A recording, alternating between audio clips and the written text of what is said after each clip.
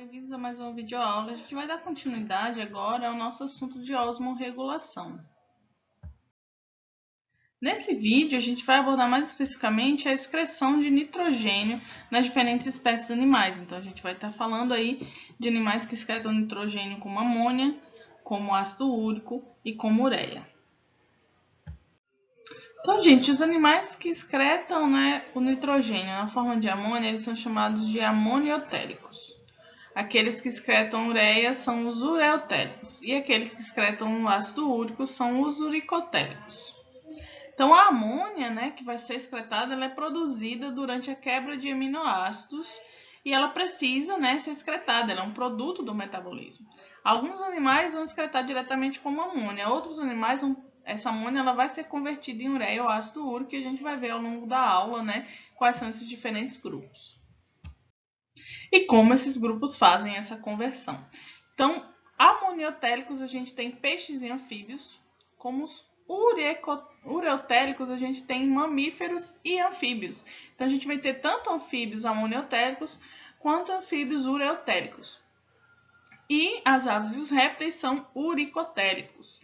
Então, a gente vai ver ao longo da aula, que essas diferentes excretas nitrogenadas estão muito relacionadas com as adaptações e as estratégias que esses vertebrados têm para sobreviver nos diferentes ambientes.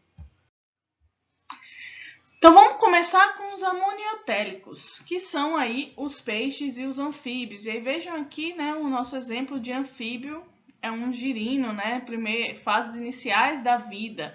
Então, a amônia ela pode atravessar as membranas biológicas desses animais e, de acordo com o movimento da água, simplesmente ir embora do corpo. A amônia ela é um composto que é tóxico. Então, a gente precisa de grandes quantidades de água para eliminar. No caso desses animais que estão vivendo dentro da água, a amônia, no momento que for excretada, já vai estar diluída ali no ambiente externo. Então, eles não precisam perder tanta água para eliminar a amônia. Então, animais amoniotéricos, a amônia pode ser transportada como NH3 através da membrana ou NH4+, através de transportadores específicos. E aí a gente tem aí, tanto nos peixes quanto nesses anfíbios aquáticos, a presença aí desses transportadores para NH4+, para eliminar essa amônia do corpo. Então, os peixes de água doce, em sua maioria, eles excretam a amônia como NH3. Então, na água doce, geralmente a amônia vai ser excretada como NH3. Já aqueles peixes marinhos, eles vão ter aí diversos transportadores para NH4+, localizados em células especializadas nas brânquias, e são esses transportadores que vão estar eliminando a maior parte da amônia. Então, enquanto em peixes de água doce a gente tem a amônia passando através das membranas na forma de NH3, nos peixes de água salgada, os peixes marinhos, eles vão excretar a maior parte da sua amônia como NH4+. E aí, como eu falei para vocês inicialmente, a amônia ela é muito tóxica. Então, para o animal ele excretar a amônia, ele tem que estar cercado por água no seu ambiente. Senão, ele precisaria de grandes volumes de água para diluir essa amônia, para que ela não fosse tóxica. Para os animais de água aquáticos, tanto de água doce quanto de água salgada, isso não é problema. Tanto para os anfíbios nas suas primeiras fases de vida, os girinos, quanto para os peixes. Então, a excreção de amônia ela é vantajosa, porque você economiza a energia que seria gasta para transformar essa amônia em outros compostos. Você secreta apenas a amônia sem precisar de perda de água, já que você já está no ambiente aquático. No entanto, se a gente pensar em animais que vivem em ambientes com escassez de água, como por exemplo aqueles animais que vivem em desertos, a excreta de amônia ela não é vantajosa, porque você teria que excretar uma grande quantidade de água e esse animal está num ambiente escasso, então ele não consegue obter a quantidade de água que ele necessitaria para estar excretando amônia e ainda assim mantendo a função, a homeostase das suas funções corporais.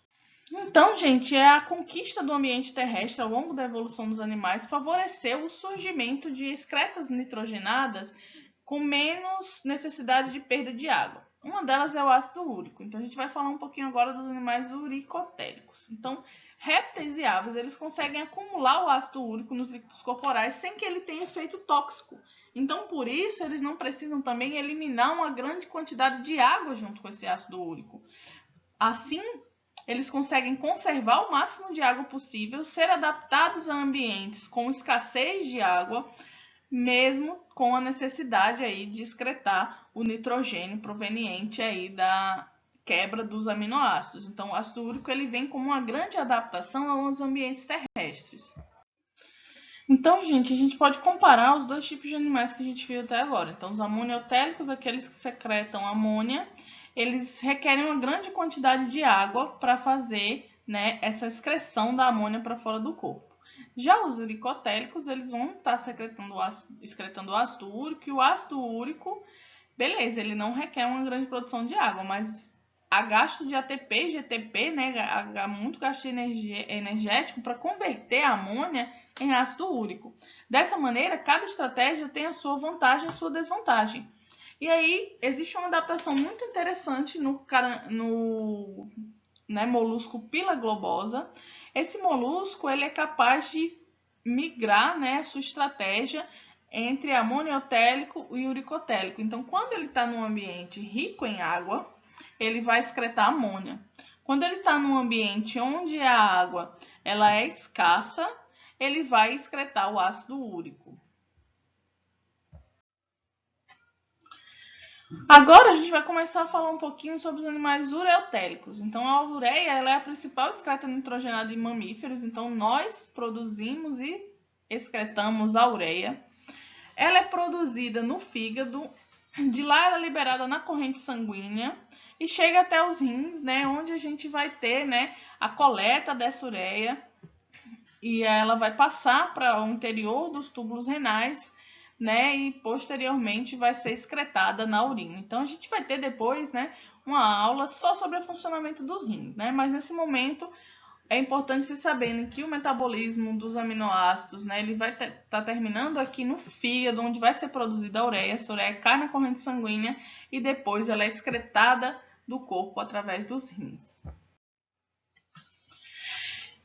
E aí, gente, a disponibilidade de água, as estratégias alimentares e os custos metabólicos de um animal, eles vão estar aí mudando o balanço entre custo e benefício dessas diferentes estratégias de excreção de resíduos.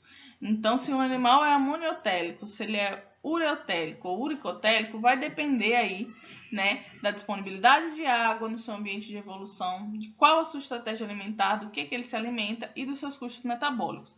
Por exemplo, o beija-flor, ele tem um alto custo metabólico para o seu organismo, ele voa, né, com um bater de asas constante, o que aumenta muito o custo metabólico, e se alimenta basicamente de alimentos líquidos. Então, tudo isso vai ser levado em consideração. Embora a gente diga, os peixes são amoniotéricos, as aves secretam ácido úrico. Às vezes a gente tem aí adaptações diferentes em espécies, né, que possuem e apresentam aí diferenças no seu metabolismo. Então, no caso, né, dos beija-flores, eles não têm problema com disponibilidade de água, já que sua dieta é praticamente líquida, né? Então, a estratégia alimentar deles faz com que ele tenha uma grande quantidade de água. Então, eles têm dieta rica em água, porém pobre em proteínas. Isso faz com que, né, a estratégia talvez de excreção do ácido úrico não seja a melhor estratégia, aquela estratégia ótima para esse grupo. Porém, né, como ele deriva aí das aves, ele evoluiu para a excreção de ácido úrico. Se a gente pensar nos custos metabólicos, né, a gente tem aí a amônia como melhor excreta nitrogenada ever. Por quê? Porque a amônia ela não precisa de gastar nem ATP, nem GTP, ela é um produto do metabolismo que apenas está sendo jogado para fora aí pelos animais, né, amoniotéricos. Porém, nem sempre é possível, porque é necessário considerar a disponibilidade de água e é necessário considerar as estratégias alimentares de cada espécie. Então, vejam que a estratégia, né, da excreção de nitrogênio ela vai mudando conforme, né, as adaptações daquela espécie ao seu ambiente vão mudando. E não apenas, né, pelo custo metabólico puro e simples de cada excreta. E aí eu trouxe um exemplo para vocês, né, desses efeitos ambientais da adaptação a esse ambiente nas excretas nitrogenadas. Então, o exemplo é das tilápias do lago Magadi, que fica no Quênia, esse lago que vocês estão vendo aqui na imagem rosa. Nesse lago, né, a gente tem um pH extremamente alto. E aí, como esse pH é alto, as brânquias dessas tilápias, elas não conseguem excretar amônia. Porque lembre, né, a amônia lá, para ser excretada, ela pode ser excretada para fora do corpo e geralmente ela vai aí aproveitando um gradiente de pH, um gradiente de concentração e apenas sai do corpo. Então, o fígado e os músculos desses animais vão começar a produzir ureia, excretam ureia. Então, são tilápias, a gente tem diversas espécies de tilápia no mundo, em outros locais a gente tem as tilápias excretando amônia, mas nesse lago especificamente a gente tem aí a excreta de ureia devido ao pH alto do lago que não permite a excreção da amônia. Bom, pessoal, era isso para nossa aula sobre excretas nitrogenadas. Eu espero que vocês tenham curtido esse conjunto de aulas sobre o equilíbrio hídrico e iônico. Se vocês tiverem dúvidas, entre em contato comigo, certo? E até uma próxima aula, gente!